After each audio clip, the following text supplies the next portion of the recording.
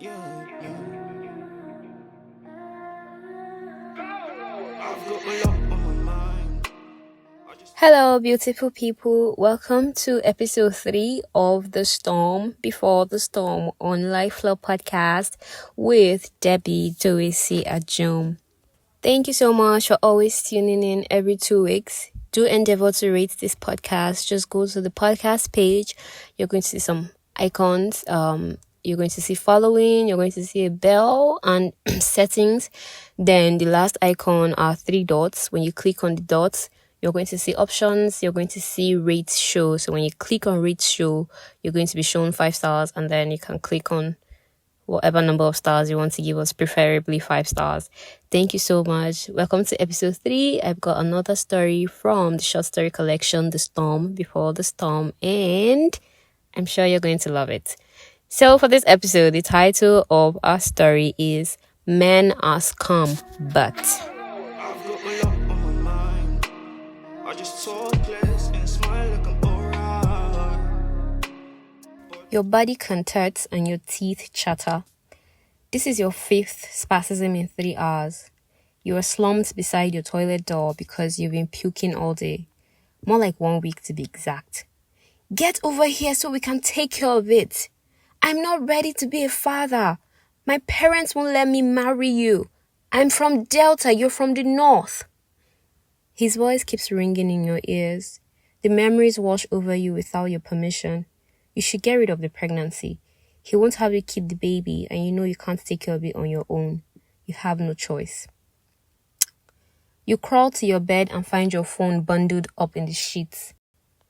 You have 15 notifications, 10 missed calls, and 5 messages from him, all commanding you to leave school for Lagos so he can take you to have an abortion. You don't acknowledge any of them. You are not going to use his help to get rid of the baby you desperately want to keep. You're going to do it all by yourself, and you're never going to have anything to do with him again. You're done.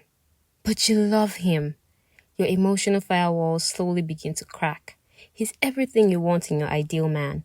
Tall, dark, full beard, handsome, rich, educated, deep voice, gym body.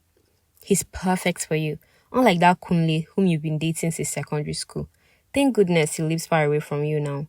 How else would you have been able to veil your new relationship if he was living in Lagos too? Vroom, vroom. You glance at your phone screen. Speaking of the devil. My baby, how are you now?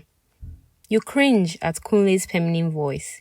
How did I ever fall in love with this guy? You wonder. He's lanky, broke, an undergraduate with strands of hair fighting to cover the expansive walls of his face, and just older than you by 2 years. The total opposite of your new man, who is such a big scum, come to think of it. You sigh and try to focus on the conversation at hand.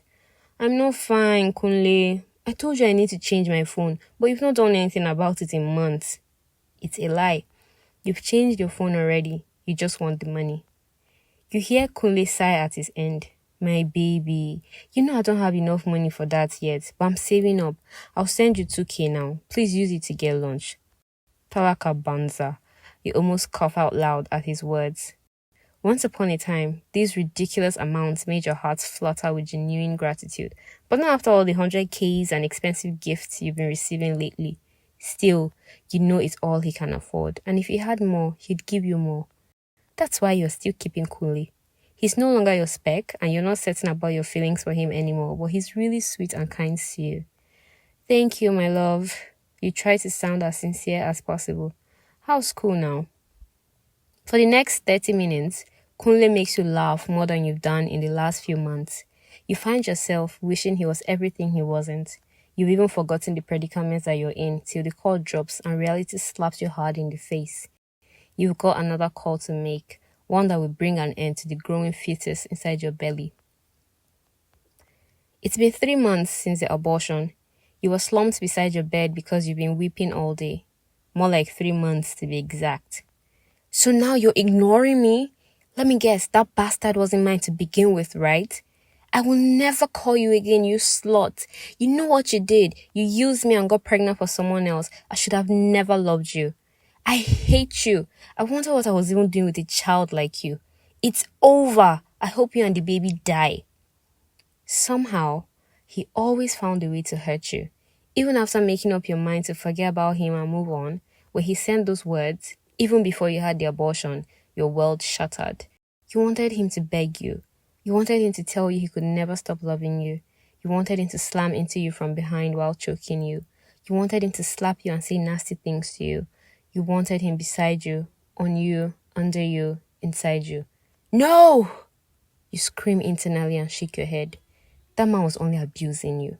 You don't want that anymore. You want to be made love to. You want your body to be worshipped, not violated. You want a man who knows what he wants. Not someone like him who still wasn't ready to settle down at 39. You had thought the pregnancy would help him make up his mind, but what did a 19-year-old girl like you know about kids and marriage? Your fear had almost come to pass. The abortion was successful, but you almost lost your life. You were bleeding for a month. You lost a lot of weight. You were always sick. You were always missing classes. You were always thinking. You were always crying. But you feel better now, although your heart remains a wreck. And you had confessed to Kunle. I'm so sorry, Kunle. I didn't mean to cheat on you. It all just happened so fast. You pleaded after narrating to him the sleepless nights, several months of not seeing your period because of contraceptive pills, the rape-like sex, the weight gain, the pregnancy, the gaslighting, the manipulation, the insults, the maltreatment, and the abortion. My baby, it's not your fault. He seduced you with his wealth and charisma. Such men are dangerous. They're only out to destroy young girls like you. I'm glad you left him, because even if you want to break up with me, it shouldn't be because of such a person. You deserve better than that. You didn't think Kunle would forgive you, but he did. And since your confession, he has been a total sweetheart. He sends you money more often and he has helped you through your healing process. Still, whenever you think of that man, your heart aches badly. It's time to go back home to Lagos where you live with your elder sister. It's time to go back to Lagos where he lives. You look in the mirror as you soliloquize. I'm not a child. I'm a woman. A strong woman, and Kunle is the man for me. I will not let myself be used and abused again. Enough is enough. Hey, beautiful. Only one man calls you like this. You're walking in the mall, a basket halfway full of beverages in one hand and a list written by your sister in the other hand. You should keep moving, ignore the sensual voice, but you find yourself turning around to look this handsome devil in the face. Hey, how have you been? Just like the first time you saw him, your gullet has closed off and no words can make their way out of your mouth. Being around him makes you dizzy, so you grip the basket tighter and your nails bore into the paper. You can't faint. No, not here. You find yourself transfixed in the same spot even as he starts walking toward you, that sexy smile plastered on his face. His eyes are fixated on yours, but you know he's looking at every inch of your body. Heck, he's looking into your soul. It's so good to see you. You look amazing, he says as he lifts your chin with 2 fingers. His perfume envelopes you and you close your eyes and inhale. God, you've missed this man. Thanks. Your throat miraculously opens. It's been 3 months. He nods, his hazel eyes still staring down deeply into yours. Yes, 3 months of pain and agony because I didn't have you by my side. You snatch in your breath, hardly believing that he had shared in your pain all those months. Yet you didn't reach out to me, did you? Neither did you. He looks away briefly. Your words hurt me more than you'd ever know, you confess. He grits his teeth. I'm truly sorry, but I'm at fault just as much as you are. Please, let's not talk about this here, beautiful. Let's get out of here first. You shake your head, willing yourself not to fall for this temptation from Satan. I can't. I still have more shopping to do.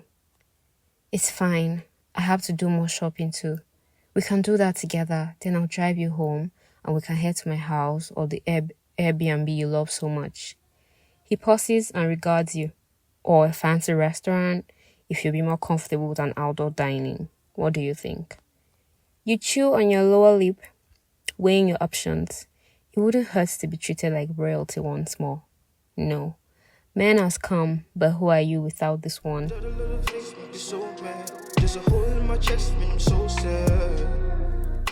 Thank you so much for listening. If you made it this far, you have come to the end of Men Are Scum But, which is story number 3 in the new short story collection. Do keep in mind that this is a work of fiction. Names, characters, places, and incidents are products of my imagination and are used fictitiously. Any resemblance to actual persons, living or dead, business establishments, or events is entirely coincidental. If you enjoyed this episode, which I hope you did, please share to as many people as you can share with. Follow and subscribe so you do not miss out on subsequent episodes. Don't forget to rate the podcast as well. Life Law Podcast is now on TikTok. Yes, we're on Instagram and TikTok. So follow us at LifeLaw_podcast. Check the show notes for more information.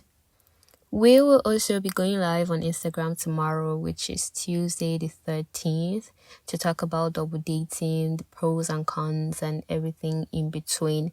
So make sure you're following us on our socials to stay updated so you can also join in the live. See you again in 2 weeks' time. Thank you for listening and do take care. Bye. Left me crippled to the floor.